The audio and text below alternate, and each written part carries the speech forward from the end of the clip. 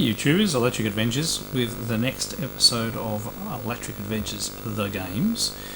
So this is our third episode, and this the next game that these are sort of in order how I wrote them, and this was always published on a pack called Program Pack 1, which consisted of the Sprite Editor, which I've mentioned before, Lunar Lander and Road Racer, which we've already looked at, and the third one, just having a look at the files on the disc just to get ourselves in order.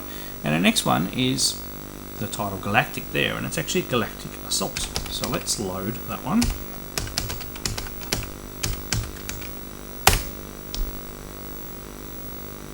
Okay, list away. Now once again, fairly compact. It's a bit hard to read, scrunched down, but we are looking at 44 lines of code. So let's have a game. So I used to love Space Invaders back in the day, and also Galaxian, so obviously this one has a lot of calls to Galaxian. So it's very simple, but it's when I try to have a go at moving a lot more objects on the screen. So it's still all completely written in BASIC.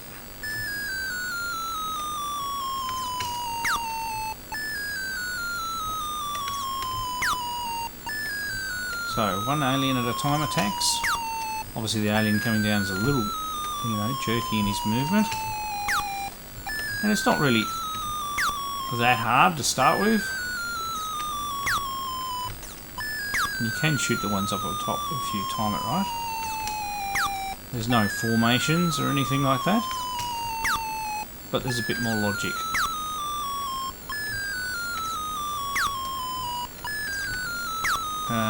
And now, we've reached the second level, so you can already see the aliens are coming down a lot quicker. And they have a general, it's a bit of a random thing, just to show you that they follow you. Oops, died twice then.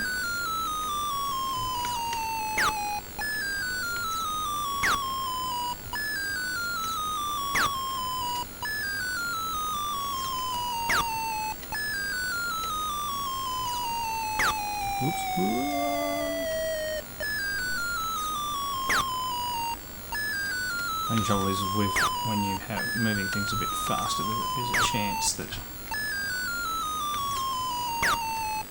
things will go through. So as I said, we've got a bit of rudimentary sound. As you can, there we go. You can shoot the ones in formation as well. You only shoot one bullet at a time, and you can't shoot again until it's gone off the screen or hit something. Now, with this I was working in the limitations of the number of sprites you could have horizontally, which is 4, so that's why the formation is 4 wide. Because any more you wouldn't have been able to see, the 5th sprite on each row. You can get more sprites per row to display, but you need to use some tricks.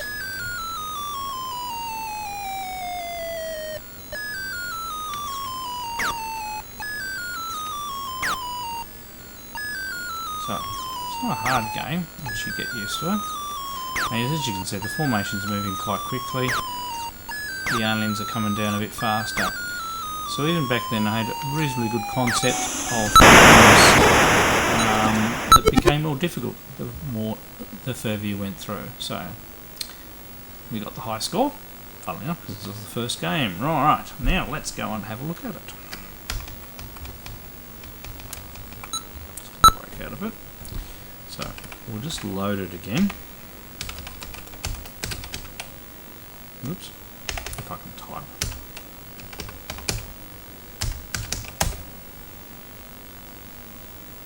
And we'll get our nice colours back. So we'll list up to 50.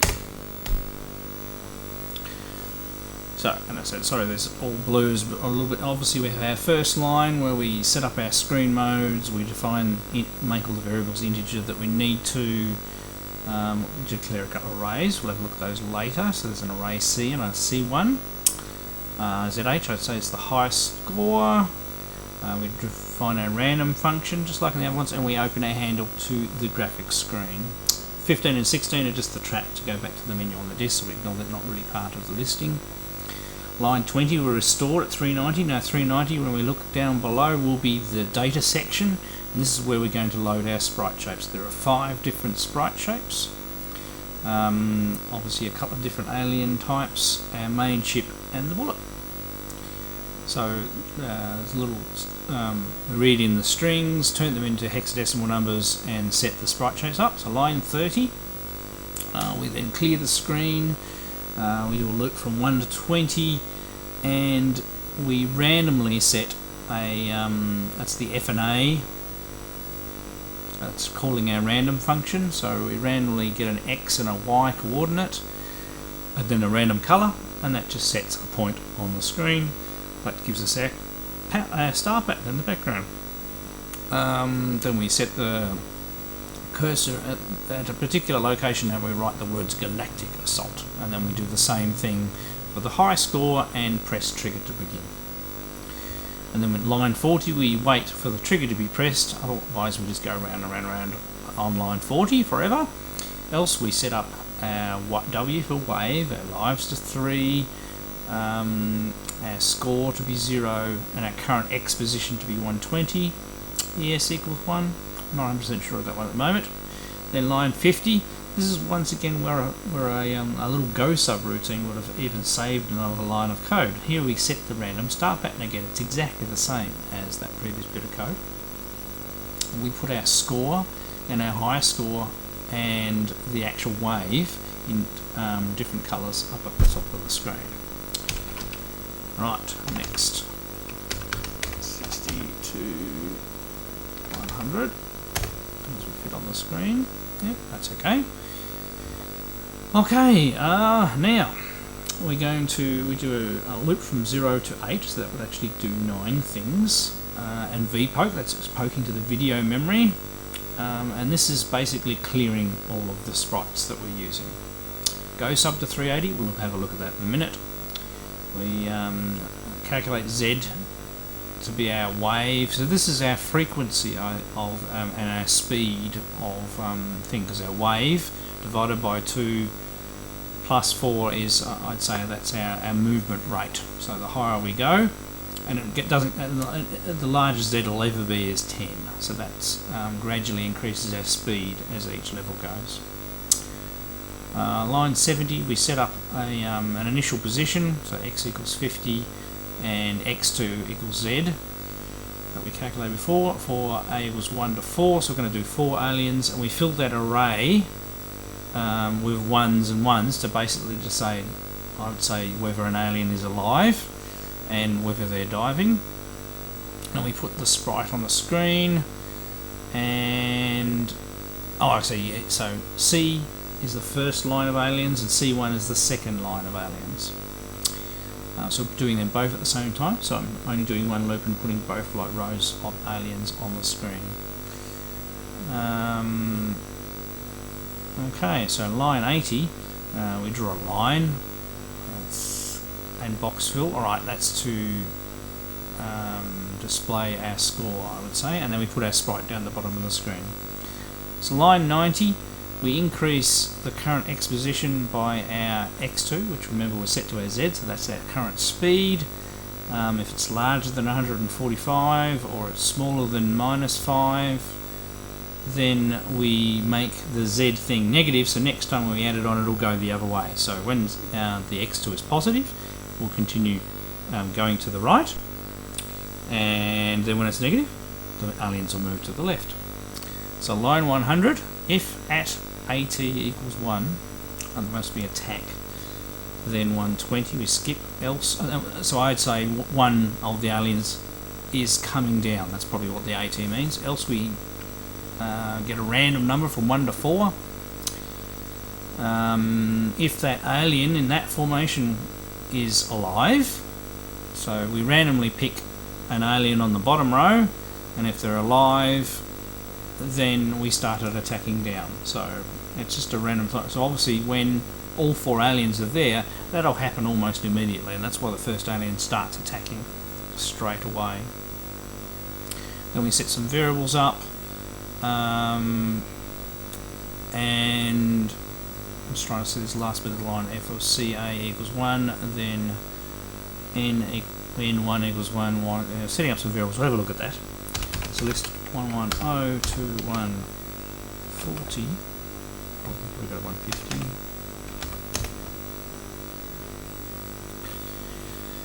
Okay, we calculate an N value, which is based on a few other things, and we do some sound. So this would make the sound of the alien going down the screen. As it goes down the screen, the sound gradually decreases.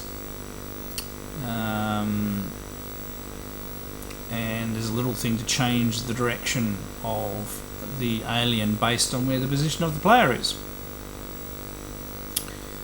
And then we put sprite N. So this is all inside our alien loop, I would say, because we've got N for the sprite number on line 130 there. Need a point up for this, and I'll have to work out something for that. Yeah, there's a bit of code there. I said I basically you'll have to dig it out. It's a bit hard to explain all that line by line, but there's little things to make the aliens go down, a little bit of a collision detection to see whether it's hit the player. Go to 320, yeah, that's where it hits the player there. It's testing on 140, line 150. We have another random function there as well. I suppose that's for changing direction randomly as well. Now let's have a look at our next bit. I think that's random change direction to the other side. Also detecting whether we've hit the player sprite, I think. And then we actually put dx dy. But I reckon sprite 11's the bullet. Then our 180, we go and actually put any of the aliens at their new current positions. Line 200 is the end of that loop, and we go and get the 2 joystick values, and we change the ship, move the ship left or right as appropriate, checking to make sure we don't go off the left and right of the screen. So line 210 will continue that. Yep, so that does to the left, the previous one was to the right. Line 220 is just setting the X position of the sprite rather than using the whole put sprite command. That's actually a little bit faster. I started to learn how to make things go a little faster. Then we test our trigger. We play a sound if we're firing. A little bit of a loop. That's probably why there's a little pause when you fire. It's not using a waveform. It's actually playing a sound over a loop. And yeah, BX and BY is the bullet. And yeah, it goes until it gets to the top of the screen. Otherwise, it decreases the Y by 12 each time, so it goes up the screen fairly quickly. And we're using the V poke there again just to poke in only the Y corner, because that's the only thing that's changing. And we go back around. If the bullet's less than 40, then we get rid of the bullet and we go back to 90. Otherwise, we come down here and we probably do a little bit of collision. Yes, so there's a for loop there, and we go and loop around all the aliens and see whether we've hit any of them. And at line 250 we loop around. So line 660 onwards are going to be some of the functions we've called before. So 260 is a loop. It goes and looks at the current values of the aliens, about whether they're there or diving. Otherwise, I'm just having a look here. Okay, I think that's a collision detection. Go to 90. Yep, that's collision detection. I reckon trying to see whether the BX. See, it's comparing BX to the X coordinate of the alien, and yeah, seeing if the bullet has actually hit one of the aliens in formation, I'd say. Then line 280 Obviously that's when we've actually hit one, killed equals killed +1. If k equals 8, then we've killed all the aliens in the wave, and we increase the wave, go to 60 where we reset the frame. Otherwise we go back to 90, which is obviously the start of our main loop, to line 290. Another subroutine, we're looking at the bullet's Y address and seeing whether it's actually crossed where the aliens are. And line 300, not sure about that one. So looking at this after all these years, it can be a bit difficult to read your own work. So 320 go to 10. So 320 was that subroutine we called earlier. It does a beep to clear the sound buffer, sets up a more complex sound, which is probably the explosion. I reckon this is the death of the player.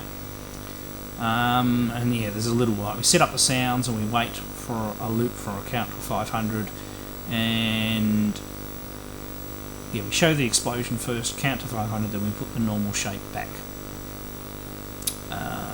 And then we probably get rid of it off the screen. We have another little wait. Probably clear the main player. I think that was clearing the bullet off the screen, clearing the main player. Setting up some alien things about if it was an actual alien that hit us, getting rid of that alien, redisplaying them, another little delay, and then going back and resetting the frame with the current players that are still alive. So line 350, another one of our subroutines, is game over. We've run out of lives, and displays a high score and a beep if we've got it in a little tune there with the play statement. So 360 to 400. Another is continuing, so it keeps the game over up there for a little while, then goes and clears out all the sprites, and it goes back to 30, so which is the starting screen. So line 370 is another one of our little subroutines, and this one is to display the score. So first it wipes out the background where the score is, displays the score, and if it's larger than the high score, larger than 5,000 times a multiplier, you get an extra life. So that way every 5,000 points you score, you get an extra life. We do a special sound when you get an extra life, and then returns this little subroutine we called elsewhere. Line 380, remember we mentioned that before. So that's our routine so basically it goes and makes all of the aliens in a row disappear. I'm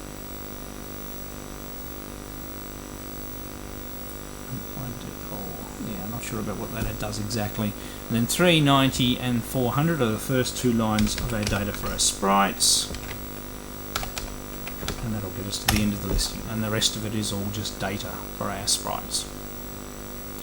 So, as I said, I'm sorry if the second bit's a little dry. We are just going through listing, and these listings are compressed a fair bit. There's no spaces, so it makes it a little hard to read.